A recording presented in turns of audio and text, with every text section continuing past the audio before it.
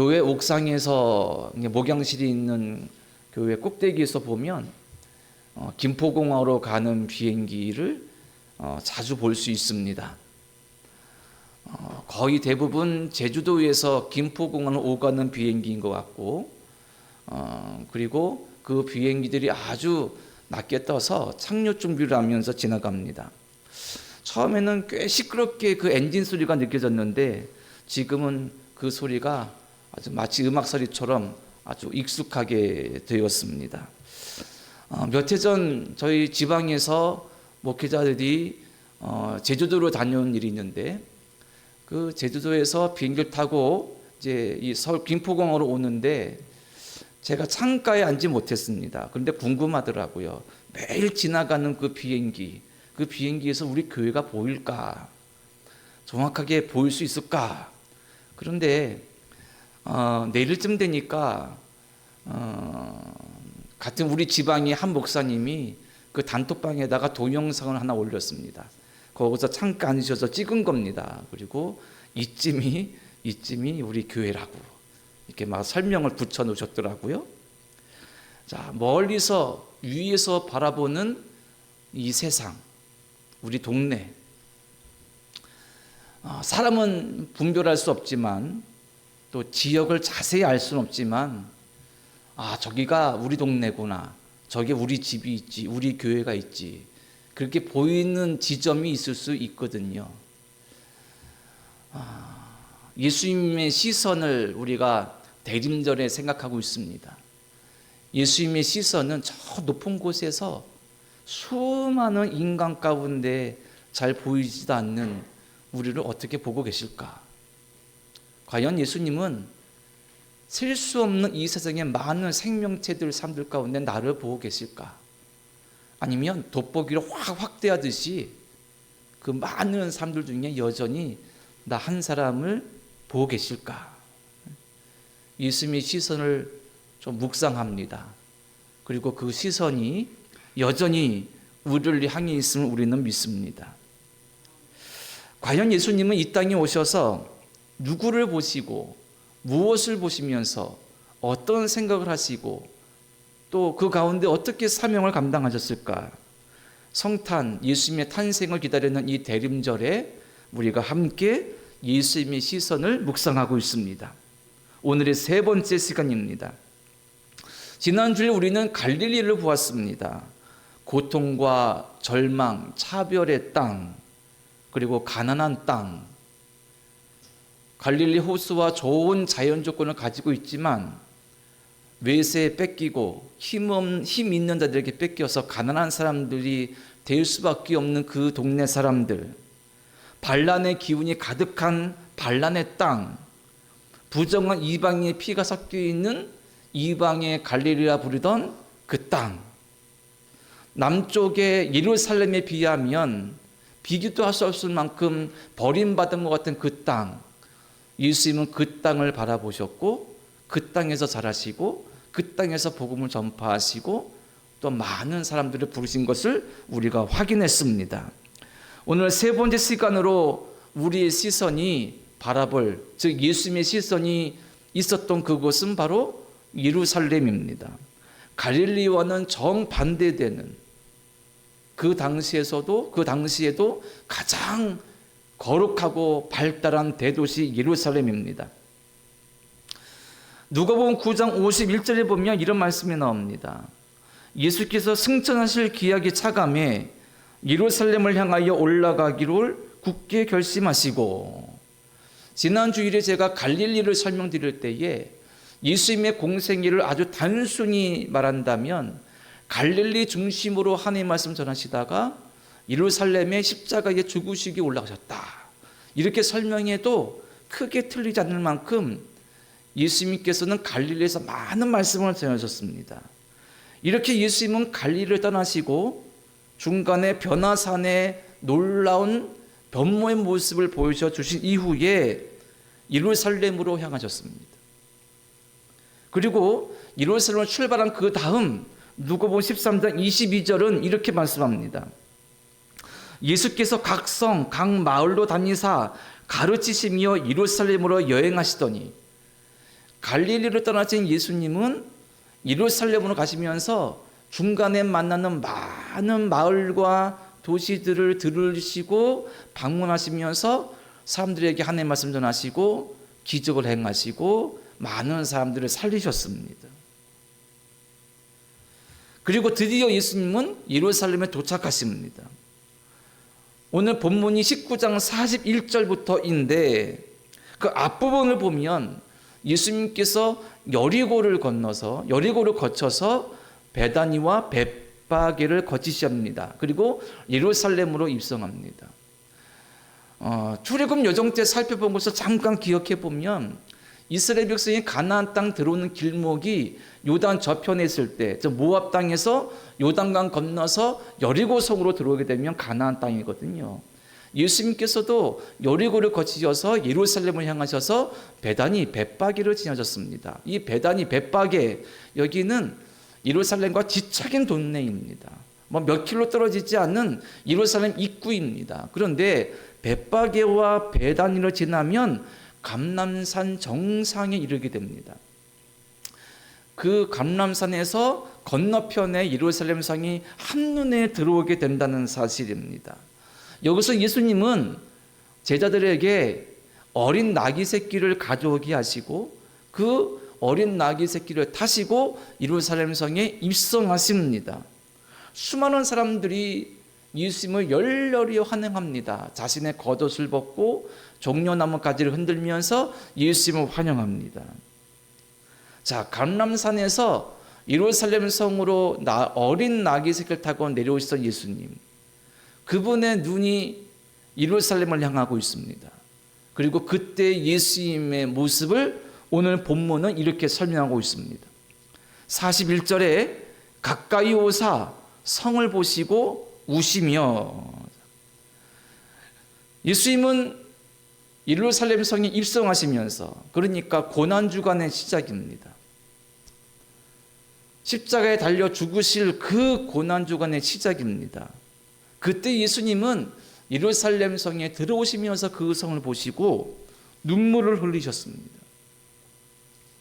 성경에 예수께서 눈물을 흘리신 것을 직간접적으로 3번 말하고 있습니다. 직접적으로는 오늘의 본문과 나사로가 죽었을 때의 일이고, 간접적으로는 예수께서 체포되시기 전에 겟세마네 동산에서 기도하실 때에 눈물을 흘리시며 기도하신 것입니다. 말씀에 따르면 예수님은 겟세마네에서 기도하실 때에 땀방울이 핏방울처럼 보일 정도로 간절하게 기도하셨습니다. 거기서 예수님은 눈물로 기도하셨겠지요. 이렇게 예수님께서 눈물을 흘리신 말씀이 기껏해야 2번, 3번밖에 없습니다. 그런데 예수님의 눈물이 어디서 나오느냐? 예루살렘을 바라볼 때. 예수님의 시선이 예루살렘을 향해 계시고 그 성을 바라보실 때, 이 예수님의 시선의 의미는 무엇이고 눈물의 의미는 무엇일까요? 먼저 예루살렘의 아주 기본적인 이해에 대해서 설명드리면, 예루살렘 2단어의 합성어입니다. 예루는 터, 기초라는 뜻이고, 살렘은 평안, 평강 이런 뜻입니다. 그러니까 살렘, 즉 평화의 기초, 평강의 소유, 평화의 도시, 이렇게 표현될 수가 있는 곳이 예루살렘입니다. 성경에 예루살렘이 처음 등장하는 것은 아브라함 때입니다. 아브라함을 살렘 왕 멜기세덱이 대접을 했습니다. 그때 살렘 왕이라고 소개되고 있습니다. 가나안 정복 때 여호수아가 가나안 땅을 들어와서 점령했지만 여부수족이 살던 예루살렘은 점령하지 못했습니다. 다윗 때에 이르러서 다윗이 여부수족을 쫓아내고 예루살렘을 차지했습니다. 그리고 다윗성이라고 부르게 되었습니다. 다윗은 이 다윗성에 하나님의 언약궤를 모셔오게 되면서 다윗성, 곧 예루살렘은 이스라엘의 수도가 되고 중심이 됩니다. 다윗의 뒤를 이은 솔로몬이 다윗성, 즉 예루살렘 북쪽에 있는 모리아 산이라고 알려진 곳에 성전을 건축하게 됩니다. 그리고 솔로몬 사후 이스라엘은 남북으로 분단되게 되고 기원전 586년경 바벨론이 예루살렘을 점령하면서 예루살렘 성전은 완전히 무너지게 되고 폐허가 됩니다. 그리고 약 70년 후 바사왕 고레스의 칙령으로 포로로 잡혀간 이스라엘 백성이 돌아오면서 성전을 재건하게 됩니다. 자, 이 예루살렘 성, 이것을 바라보시고 눈물을 흘리셨던 예수님, 그분의 마음, 눈물의 의미는 무엇일까요? 이스라엘의 중심이고 지금도 거룩한 성이라고 그렇게 느껴지는 예루살렘. 다시 한번 지난 출애굽 여정을 생각해 보면 출애굽한 이스라엘을 하나님께서 광야에서 인도하시면서 시내산으로 이끄셨습니다. 그리고 시내산에서 이스라엘 백성에게 두 가지를 주셨죠. 이스라엘이 이스라엘 되게 하게끔 한 두 가지의 중요한 것. 한 가지는 십계명을 중심으로 한 율법이었고, 다른 한 가지는 하나님께서 내가 너희와 함께 할 것이야 라는 상징으로 주신 성막이었습니다. 자, 훗날 말씀드린 다윗이 여부수족을 이기고 예루살렘을 차지한 다음에 다윗은 이렇게 생각하고 말합니다.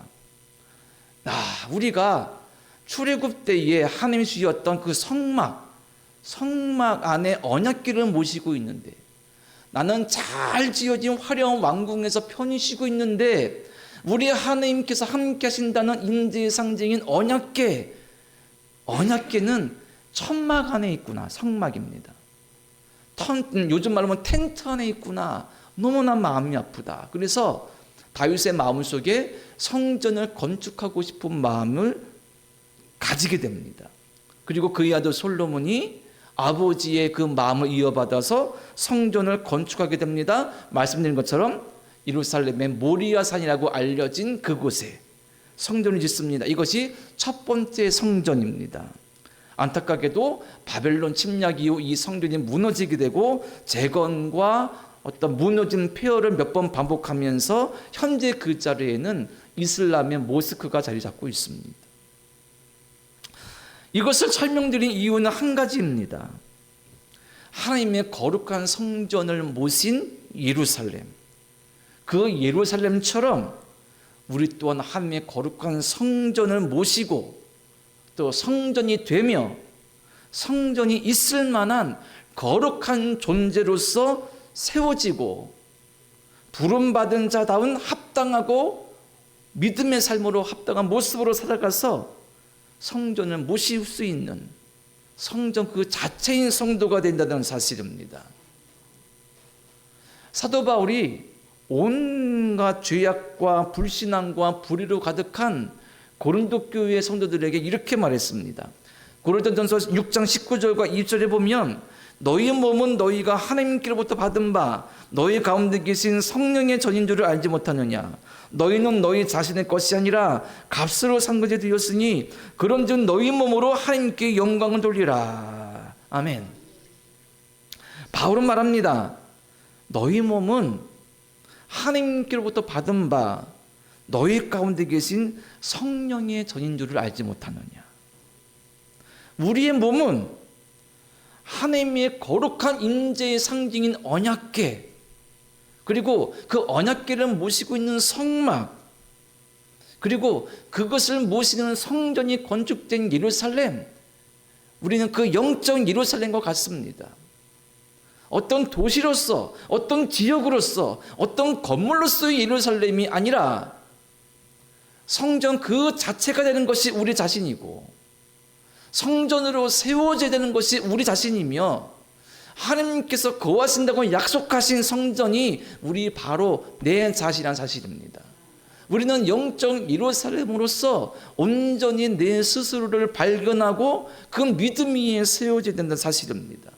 우리의 몸은 길어봐야 100년밖에 살 수 없는 그런 육신의 몸이 아니라 예루살렘에 있는 성전이 예루살렘에 있었던 것처럼 하나님이 거하시는 성전이 우리 안에 있는 바로 성전 그 자체인 예루살렘 그 자체인 그런 존재가 우리라는 사실입니다.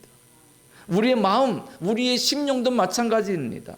하나님은 분명히 너희와 내가 함께함으로 성전, 성막, 언약궤를 주셨고, 그 놀라운 확증은, 약속은 예수님의 오신과 죽으신과 부활로 우리에게 확증되었습니다. 그래서 예루살렘과 같은 우리는 성전이 되었고, 예수님과 함께하는 거룩한 전이 되었고, 성도가 되었고, 부름받은 자가 되었습니다. 예수님의 시선이 우리를 향합니다. 감람산에서 내려오시면서 눈물로 예루살렘을 바라보셨던 것처럼 지금도 예수님은 우리를 바라보시고 예수님의 시선은 우리를 향하고 있다는 사실입니다.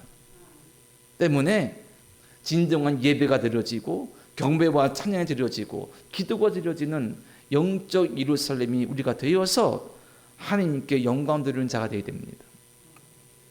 그런데 여기서 한 가지를 더 생각해야 됩니다. 우리는 지리적인 역사적인 예루살렘을 넘어서야 된다는 사실입니다. 여기서 다시 한번 이 예수님의 눈물의 의미를 깊이 묵상합니다. 예루살렘을 바라보시면서 눈물 흘렸던 그 예수님의 마음, 그 눈물의 의미는 무엇이고 당시 예루살렘의 현실은 어떠했을까? 오늘 본문 41절부터 아예 끝절까지 쫙 읽어보면 이렇습니다. 눈으로 따라오시기 바랍니다. 가까이 오사 성을 보시고 오시며 이르시되 너도 오늘 평화에 관한 일을 알았더라면 좋을 뻔하였거니와 지금 내 눈에 숨겨졌도다. 날이 이를지라 내 원수들이 토둔을 쌓고 너를 둘러 사면으로 가두고 또 너와 및 그 가운데 있는 내 자식들을 땅에 메어치며 돌 하나도 돌 위에 남기지 아니하리니 이는 내가 보살핌 받는 날을 알지 못함을 인함이라 하시니라. 아멘. 예수님 말씀의 의미는 이런 내용입니다. 아주 단순히 말하면 예루살렘이 하나님께 불순종하여 불신앙으로 죄를 졌음으로 말미암아 돌 위에 돌 하나 쌓을 수 없을 만큼 완전히 폐허가 될 것이다. 망하고 멸망할 것이다. 이유는 하나님께서 이스라엘을 찾아오셨는데, 즉 예수님이 오시고 말미암아 이스라엘을 찾아오셨는데 그들이 찾아오신 예수님을, 하나님을 영접하지 않고 환영하지 않고 진정한 하나님께 대한 믿음과 신앙으로 거듭나지 않고 회개하며 하나님께 나아가지 않고 온갖 불의와 불신앙과 불순종으로 죄악 가운데 있으니 너희가 멸망할 것이다. 실제로 이 말씀은 주 70년경에 실제가 되었습니다. 로마 제국의 티토 장군은 반란을 일으키고 늘 로마에 대항하는 이 유대인들을 제압하기 위하여서 엄청난 군대를 끌고 예루살렘에 들어옵니다. 그리고 공격합니다. 우리가 아는 것처럼 예루살렘은 산 꼭대기에 있습니다. 해발 800m 정도 됩니다. 그래서 예수의 말씀처럼 토둔을 쌓고 로마 군대는 예루살렘을 포위하려고 흙으로 이 성에 들어갈 수 있는 그 산을 쌓습니다. 그리고 그곳을 수없이 공격하면서 끝내 예루살렘은 함락됩니다. 그 당시 엄청나게 많은 사람들이 로마의 칼 앞에 난자되면서 죽었고 어린아이부터 여인들 모든 사람들이 엄청난 숫자가 죽게 됩니다. 그리고 이때 예루살렘 성은 완전히 무너지게 됩니다. 단 하나의 벽만 남게 되었죠. 그 벽이 우리가 흔히 부르는 통곡의 벽, 예루살렘 성의 서쪽 벽만 남겨놓고 다 무너지게 됩니다. 그리고 이스라엘 백성은 뿔뿔이 흩어져서 2000년 동안 세상에 방랑장 나그네가 됐지요. 왜 예루살렘 성은 폐허가 될 수밖에 없었을까? 왜 선민이라 불렸던 이스라엘 백성들은 뿔뿔이 흩어져서 2000년 동안 신세 없이 처량하게 차별받고 고통당하는 그런 사람들이 되었을까? 그 이유를 상징적으로 보여주는 것이 오늘 본문 다음 부분인 45절부터의 말씀에서 우리는 발견할 수 있습니다. 우리는 흔히 45절 이하에 예수께서 성전에 들어가셔서 장사하고 돈 바꾸는 사람들을 쫓아내시고 그들의 상을 엎으신 것을 성전 정화 사건이라고 부릅니다. 자, 45절 보면 이렇게 말씀합니다. 성전에 들어가서 장사하는 자들을 내쫓으시며, 예수께서 성에 들어오셔서 성전 안에 가셨습니다. 그리고 거기서 장사하는 사람들을 쫓아내었습니다. 다른 복음서에는 좀 더 실감나게 표현합니다. 예수께서 노끈으로 채찍을 만드셔서 휘두르시면서 돈 바꾸는 사람들의 상을 둘러 엎으십니다. 다른 말로 하면 난동을 부리십니다. 왜 이렇게 했었을까요? 이어지는 말씀은 46절에 보면 그들에게 이르시되 기록된 바 내 집은 기도하는 집이 되리라 하였거늘 너희는 강도의 소굴을 만들었도다 하시니라. 자, 이 말씀 예수께서 성전에서 다른 사람 보기에 난동 부리신 것처럼 막 소리 지르시고 채찍을 휘두르시면서 장사한 사람들을 쫓아주신 이유가 있다는 사실입니다. 그것을 간단하게 설명드리면 이렇습니다. 이스라엘 성인 남자들은 특히 예루살렘 주변 32km 안에 사는 사람들은 율법에 따라 의무적으로 절기 때에 특히 3대 절기에 예루살렘의 성전에 와서 제사를 드려야 됩니다. 그리고 와서 성전세도 내야 됩니다. 그 당시에 얼마나 많은 사람들이 실제로 매 절기마다 왔을지 모르지만 많은 사람들이 3대 절기에 예루살렘의 성에 몰려들었고 그리고 성전에서 제물을 드리며 제사를 드렸습니다. 자, 이렇게 성전에 온 사람들은 제사를 드리고 성전세를 내야 됐습니다. 성전에 드리는 세금입니다. 이 세금은 대략 오늘날의 화폐까지 따진다면 성인 남자의 이틀분의 일당입니다. 그러니까 요즘 환율로 한다면 한 10만 원, 15만 원 정도 된다고 봐도 되겠죠? 그런데 이 탐욕에 빠진 성전 당국자들이 이 성전세를 특정 화폐로만 받았습니다. 그 당시에도 이스라엘 안에 여러 화폐가 사용되었습니다. 요즘 말로 하면 뭐 우리 원화, 달러, 엔화 이런 것들이 막 사용되었는데 성전세만은 특히 성전세길이라는 성전에서 통용되고 그들만이 원하는 화폐로 받은 것입니다.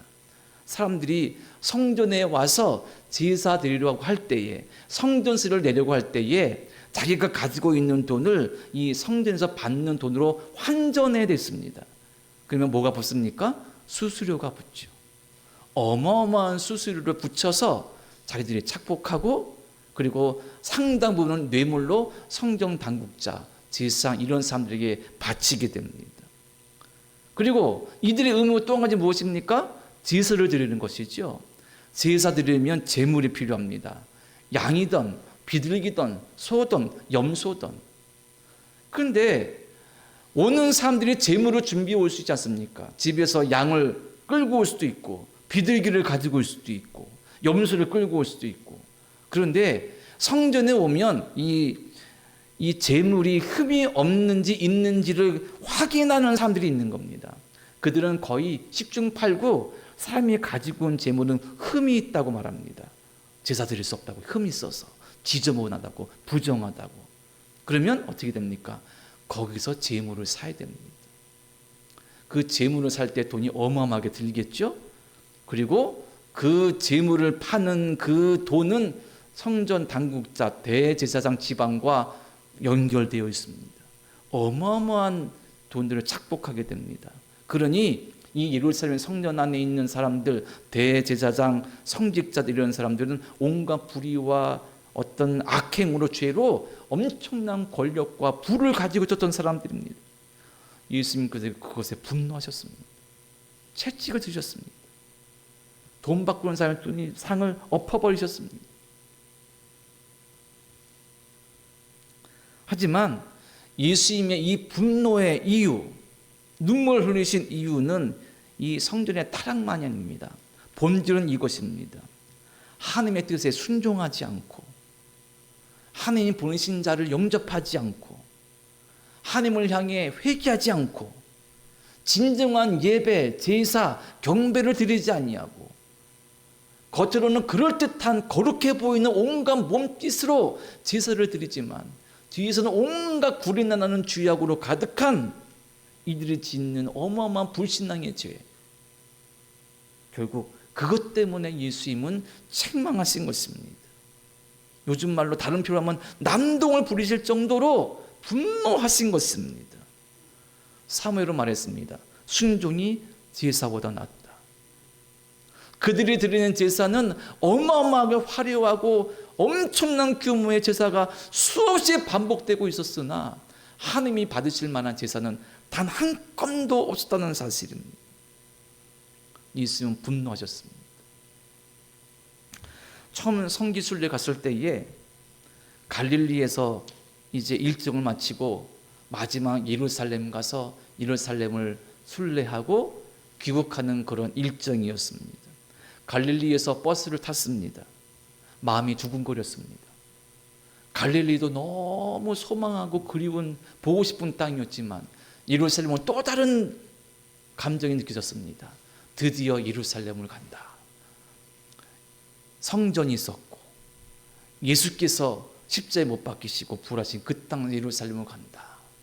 버스를 타고 내려오는데 그 버스를 운전하던 기사분이 나사렛 출신의 아랍인이었습니다. 근데 그 기사가 차에다가 CD를 싣고 다니는 겁니다. 그리고 그 CD를 좀 팔아달라고. 성지순례객들을 데리고 다니는 기사니까요. 그래서 우리가 가이드한테 그거 한번 틀어달라고 우리 성지순례 갔던 목사님들이 요청을 했습니다. 그 여러 성가가 담겨져 있는 CD였는데 첫 번째 곡이 뭐냐면 거룩한 성. 제가 직접 불러드릴 수는 없지만 들으시면 단번에 아실 정도로 예루살렘 성 거룩한 성을 생각하고 노래하는 찬양입니다. 그 찬양이 영어로 쫙 나오는데 눈물이 막 흘렀습니다. 옆에 보니 지금 보면 요단강 쪽에 이쪽에 광야 쪽이 보이고 막 내려갑니다. 그런데 그 거룩한 성 예루살렘 이 노래가 막 나오는 겁니다. 마음이 쿵쿵댔습니다. 눈물이 막 났습니다. 야, 예루살렘으로 간다. 그런데 생각해 보면 그 감동, 그 눈물은 허망한 게 그지없습니다. 성지 예루살렘, 예수님께서 그곳에서 죽으셨기에 부활하셨기에 그분의 흔적이 남아있기에 성지라고 불려 순례는 가지만 그렇다고 그 예루살렘 땅이 정말 다른 땅과 다른 거룩하거나 특별하지 않습니다. 이스라엘 사람들이 유대인들이 범한 가장 큰 실수는 뭐냐면 하나님을 예루살렘 안에 가둔 겁니다. 예루살렘 성전 안에 가둔 겁니다. 하나님께서 성막 안 지성소 안에 두라고 말씀하신 그 언약궤 십계명이 담겨져 있는 아론의 쌍난 지팡이가 있고 만나가 담겨져 있는 그 언약궤로 덮을 때 속죄소를 덮으라 썼습니다. 그 천사 둘이 날개로 덮고 있는 그 속죄소, 이것이 어떤 의미냐면 하나님께서 내가 너희와 함께 한다는 상징입니다. 그런데 하나님께서 그 작은 박스 상자 그 언약궤만 한정되어 있는 부분입니까? 이스라엘은 그 언약궤를 모실 성막을 만들고 성전을 만들었습니다. 예루살렘에 놓았습니다. 하나님은 여기만 계신다.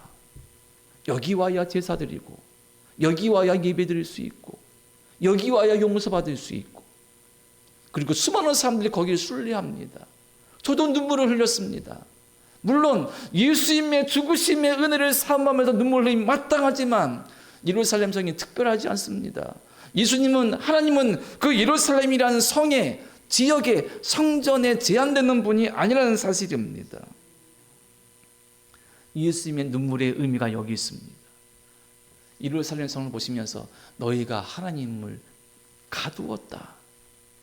너희의 믿음이, 너희의 예배가, 너희의 경배가, 너희의 제사가 하나님을 위한 것이냐, 너희 만족을 위한 것이냐, 너희 의로움을 드러내기 위한 것이냐, 너희 부귀 영화를 채우기 위한 탐욕과 이기의 죄로 말미암은 것이냐.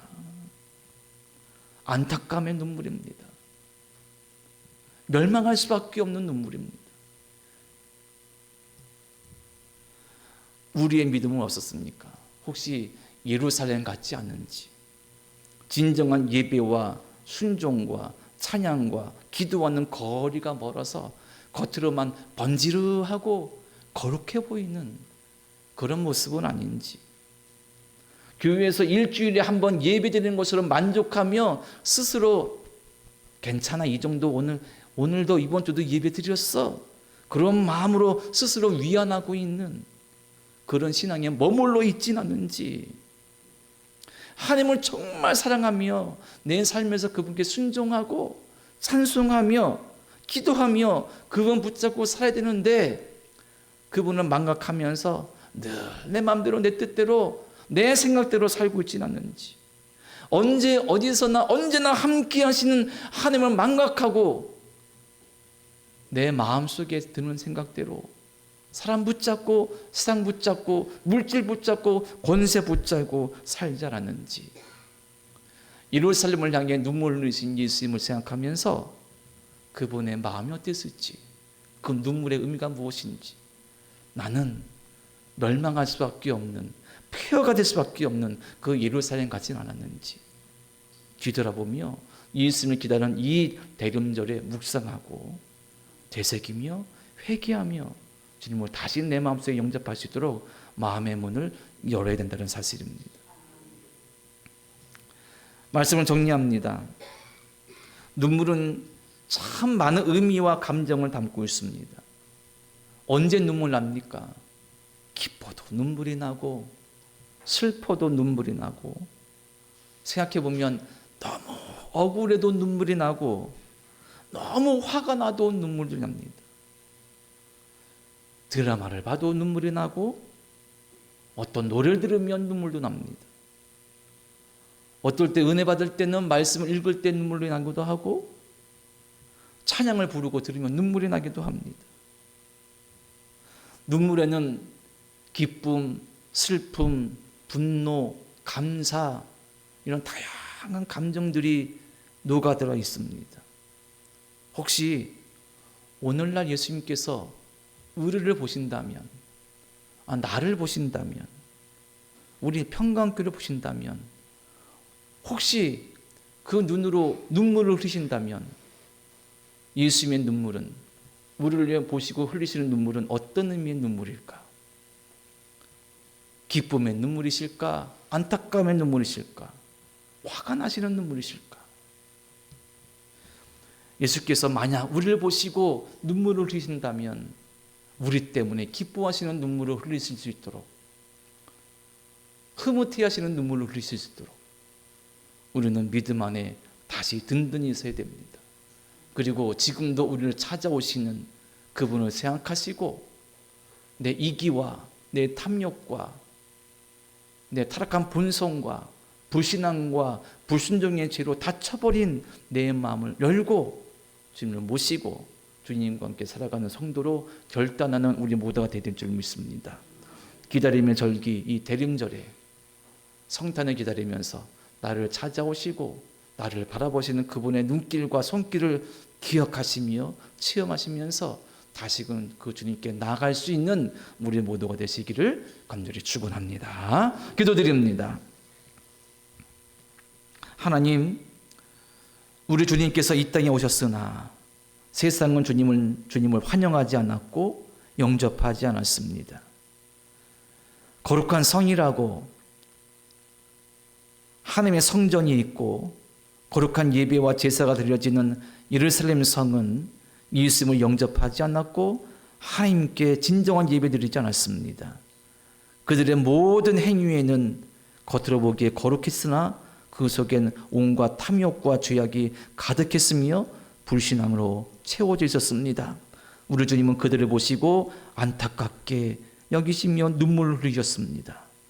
주님, 우리가 주의 눈물을 생각하면서 예루살렘을 넘어 진정한 영적 예루살렘 되어 주님과 함께 살아갈 수 있도록, 주님을 모실 수 있도록, 주님께 순종할 수 있도록, 믿음으로 결단할 수 있도록 도우시고 인도하여 주시옵소서.